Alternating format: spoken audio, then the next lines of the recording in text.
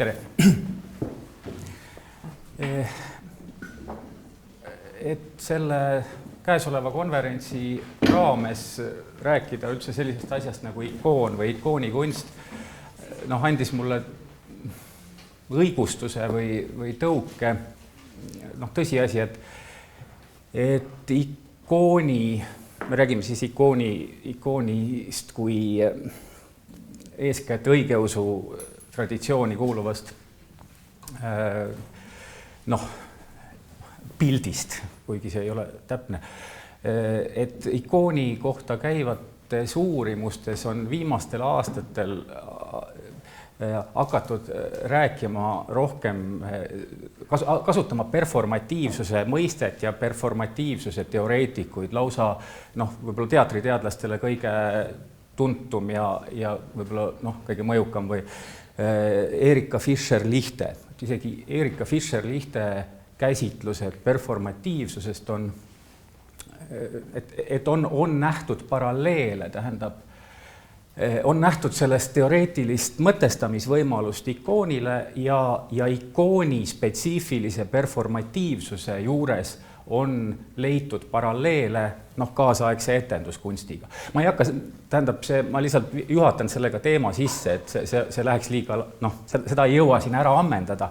aga ma lihtsalt võib-olla sellest faktist või sellest õigustusest tõukudes läheksin natukene siis nagu tagasi sinna ikooni enda juurde, mis võib-olla natukene nagu seletab seda, ikoon on mitmes mõttes vaheala, ta on vaheala taevase ja maise vahel, ta on ütleme, ta ei ole vaheala, aga ta toob esile vaheala lääne ja ida kristluse ja teoloogia vahel. Ta on vaheala kujutava kunsti ja teoloogia vahel ja tegelikult ta aitab sõnastada või seletada natukene seda tohutut probleemi, mis lääne teatrit on sajandeid saatnud ja millest me siin konverentsi käigus ka oleme juba teist päeva rääkimas. Et ma natuke utreerin või lahmin, aga tihtipeale ma räägin eeskätt just nagu teatriteadlase vaatepunktist, et kui me hakkame rääkima sellest performatiivsusest teatri puhul, et siis tekib mingisugune selline hinnanguline hoiak, et et see teater on ju see psühholoogiline lugu jutustav, karaktereid kehastav, karplaval toimuv, eriti Eesti teater, et see on sellisena nagu natukene igav või natukene nagu halb, erinevalt siis sellest mingisugusest performatiivsest vastukaalust sellele. Aga tihtipeale nagu, või ma tahaks nagu ise sellistel puhkudel ka nagu aru saada, et mis see et esiteks, miks lääne kultuuris üleüldse on see pendeldamine selle kord referentsiaalse dominandi, kord performatiivse dominandi vahel ja miks on üks või teine nagu, et kas me lihtsalt sellepärast nagu tunneme vajadust selle teise pooluse järgi, et oleks kuidagi huvitavam või on seal mingid muud asjad ka. Et selles mõttes me oleme, selle 2 päevaga on see performatiivsuse termin läinud hästi laiaks, et ma siin selles kontekstis ma võtan teda nagu hästi piiritletult, et ma lähtun siin Erika Fischer-Lichte mõningatest klassikalistest tunnustest, et rakendada seda siis ikooni ja selle teatri poleemika peale. Et juba nullindatel, ühesõnaga siis lähtudes siis sellest eeskätt kui performatiivsusest, kui siis Fischer-Lichte sõnud sellisest enesele osutavate aktide transformatiivsest jõust, et need füüsilised aktid, mis ei representeeri mingit originaali ja mis siis nagu kaasab nagu tekitab publikule kaasloomise võimaluse, nagu annab sellise tajumise, füüsilise tajumise, nagu materiaalse tajumise võimaluse. ja noh, juba nullindate alguses Fischer-Lichte rääkis mis nagu teatriteadlase vaatepunktist, noh, kirjeldades seda, kuidas ühiskond on 60ndatest alates nagu performativeerunud, eri kunstiliigid on nagu tulnud nagu teatrile lähemale ja ta räägib siis sellest vajadusest luua selline või nagu sõnastada performatiivsuse esteetika, milles siis Fischer-Lichte sõnutsi oleks nagu teatriteadusel see juhtroll ja just nimelt siis jah, et ta toob siis nagu esile selle nagu noh, eks ta ka nagu teeb selle mustvalgeks, aga selle vastu noh, vastasseisu, et ühelt poolt siis jah, et see nagu murendab seda tüüpi teatri mõtestajate positsiooni, kes tahavadki teatrit näha ainult kui realistlik psühholoogilist teatrit karplaval, mis taandab siis teatri representatsiooni, narratiivsuse ja tegelaskujude konstrueerimisele, aga teisalt, et sama piiratud on Fischer-Lichte jaoks ka seda tüüpi performance'i teooriad, mis nagu välistavad sellest igasuguse representatsiooni ja jutustamise. Ta ütleb, et kui see 60ndate nähtuste kohta isegi mõnevõrra kehtis, siis noh, isegi Marina Abramovitši ei saa sellega enam nagu seletada. Ühesõnaga, et see on nagu see, noh, et lihtsalt piiritlemaks, millest me räägime, kui me räägime selles kontekstis performatiivsusest. Ja muidugi tähendab jah, et ma rõhutaksin selle juures ikkagi seda soorituslikkuse aspekti ka, et performatiivsus on, sellega peab reaalselt midagi toimuma, midagi muutuma. Aga tähendab, et miks see, et ma nüüd ei hakka sellest ikooni ja siis jah, et on kuidagi kogunud jõudu see suund, kus leitakse ühisosa kaasaegse kunsti või etenduskunsti ja ikooni nii loomise kui tajumehhanismide vahel. Kui nüüd see võtta lähtepunktiks ja minna nagu tagasi sajandeid, et tegelikult see ikooni spetsiifilise performatiivsuse rõhutamine mingil määral nagu näitab ka seda, noh, mingit alguspunkti või noh, see on jälle mudel, see on selline utreeritud mudel, aga ta ikkagi annab võimaluse sellest rääkida, et kuidas siis üldse nagu lääne teatris nagu see selline miks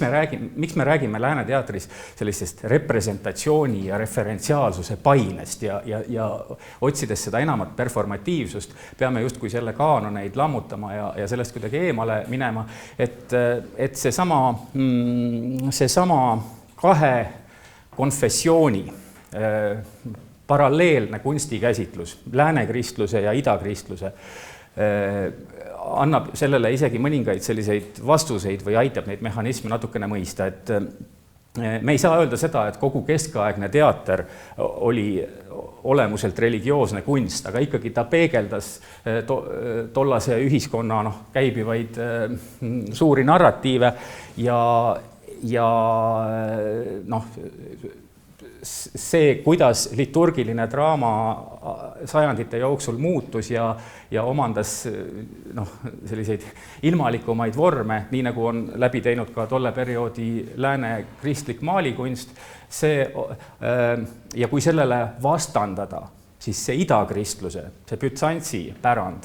kus teater ei olnud vähe sellest, et soositud või ta oli pigem isegi nagu kaanonitega, noh,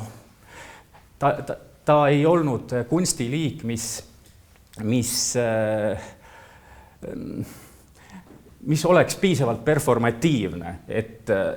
idakristlikku teoloogilist mõtet nagu kanda. Küll aga näiteks juba ikonoklasmi vaidluste puhul võiks öelda, et mingis mõttes need performatiivsuse ja referentsiaalsuse ja representatsiooni vaidlused nagu vaieldi juba ära alates sellest, et kas kujutatakse Jeesuse inimlikkust või jumalikkust või kas tegemist on materiaalse objektiga, mis on enesele osutav või representeeritakse sellega mingisugust originaali või suurt lugu. Ühesõnaga see, et lääne kristlusse see idakiriklik temaatika kandus osaliselt. Lääne kristluses ikkagi sellist ikooniteoloogiat ei ole, nagu me räägime idakiriku puhul. Samal ajal idakiriklikus ühiskonnas ei tekkinud teatrit sellisel kujul nagu lääne ühiskonnas, et see natukene aitab seletada seda performatiivsuse ja representatiivse teatri vastuolu ja selle nagu mehhanisme. Et kui Fischer-Richter rääkis sellest, et kuidas see performatiivsuse esteetika puhul tuleks siis käsitleda seda subjekti ja objekti suhet, et traditsiooniline eristus subjekti ja objekti vahel ei ole performatiivsuse esteetika raames säilitatav, samamoodi siis eristus tähistaja ja tähistatava, märgi ja märgitava vahel, kohalolu ja representatsiooni suhe, ühesõnaga need probleemid võiks öelda on selles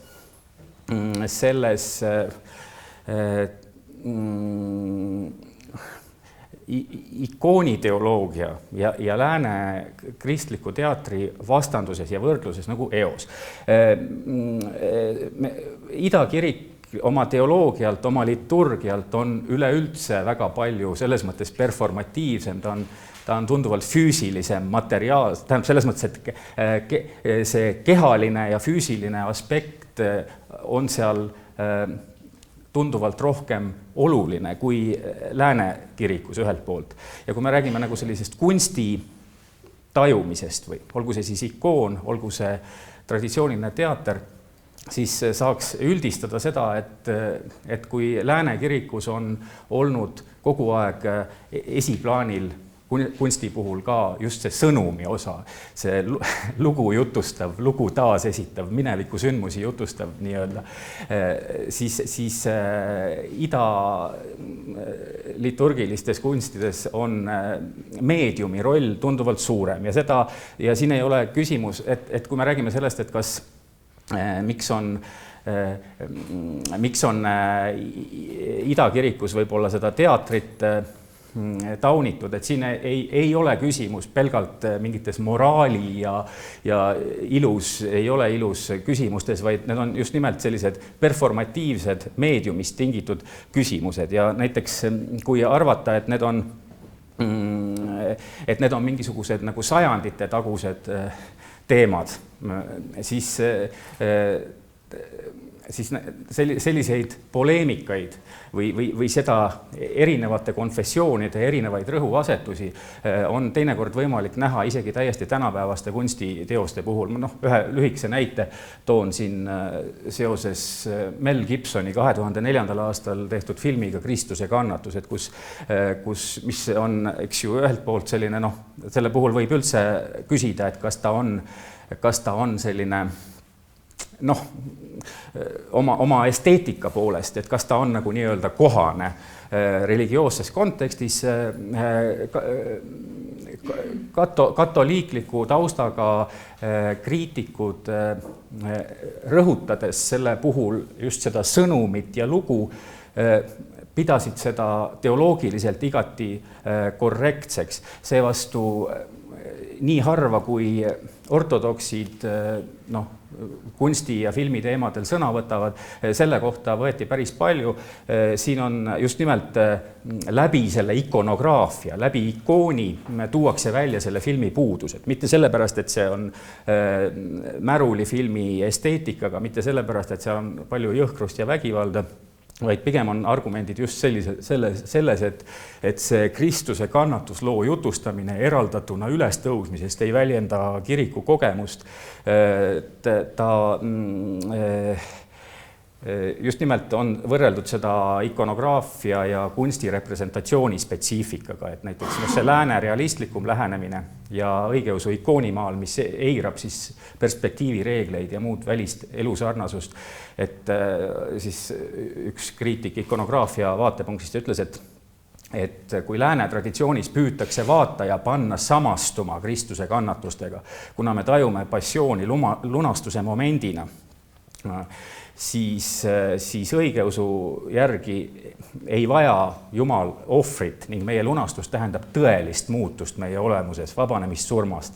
Et Kristuse kehastumine võimaldas taastada Jumala vahetu kohalolu ja see film siis oma esteetikaga püüab seda ristisurma ratsionaliseerida, madaldada selle müsteeriumi pelgalt üheks vägivalla aktiks ja nagu kahandades sellega selle olemust, tuues, eks ju, siis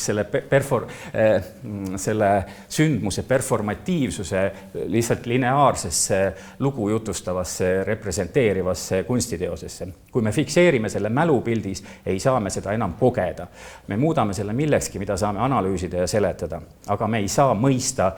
ristisurma sellisel kujul, nagu seda eeldab see performatiivne suhe sellesse. Ja seda, et miks siis ikkagi nagu lääne jällegi rääkides sellest, et miks ikkagi siis selles lääne kristlikus kontekstis tekkis see tohutu tung ka liturgia raames hakata etendama, teatrit tegema, lugusid jutustama, minetades mõnevõrra selle idateoloogiliselt mõistetud performatiivsuse, et sellest üks uurija Andrew Walker White on toonud selle kohta üks paljudest näidetest, mis natukene seda performatiivsuse ja representatiivsuse ja selle vahekorda nagu ilmestab, on liturgia keskne osa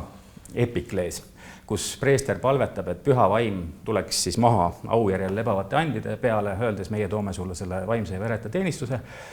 Ja kui õigeusu preester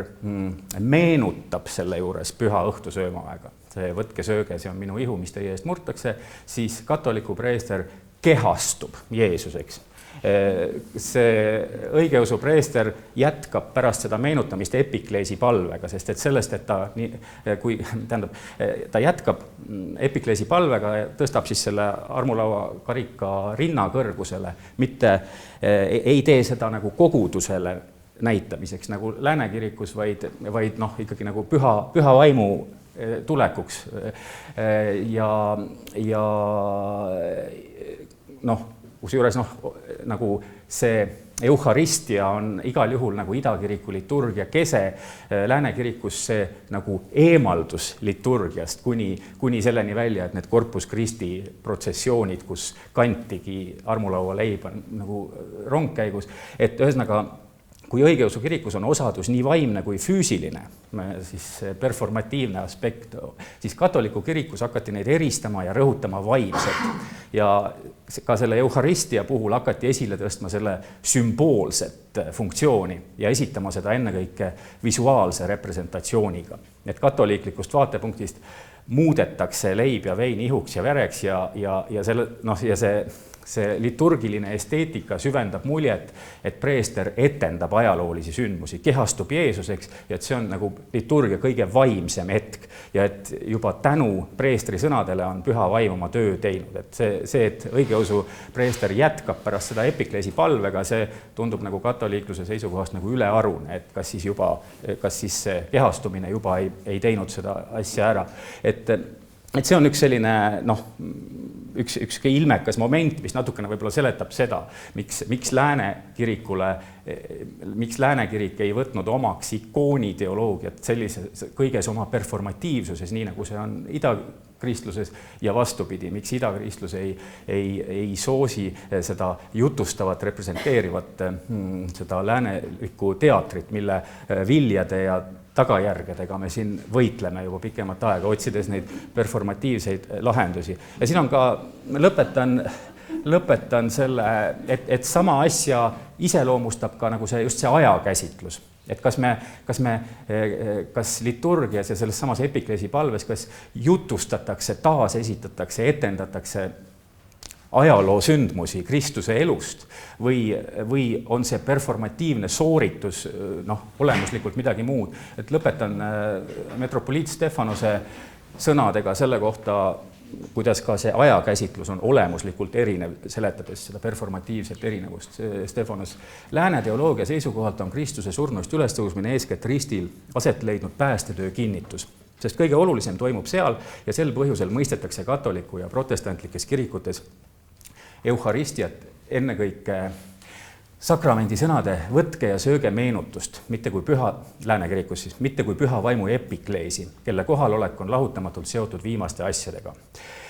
Ja selle tagajärjena on euharistia eschatoloogiline aspekt, euharistia side Jumala riigiga ähmastunud. Euharistia ajal aga tegelikult paigutame mineviku sündmused ja inimesed tulevase Jumala riigi tegelikkusse. Ja me ei tee seda mitte psühholoogiliselt, ehk siis oma fantaasia abil tulevikku minnes, vaid ontoloogiliselt, eesmärgiga anda inimestele ja isikutele tõeline olemasolu. Seda, et inimesed ja sündmused elaksid igavesti, ei saa tagada nende hoidmine pelgalt inimmälus.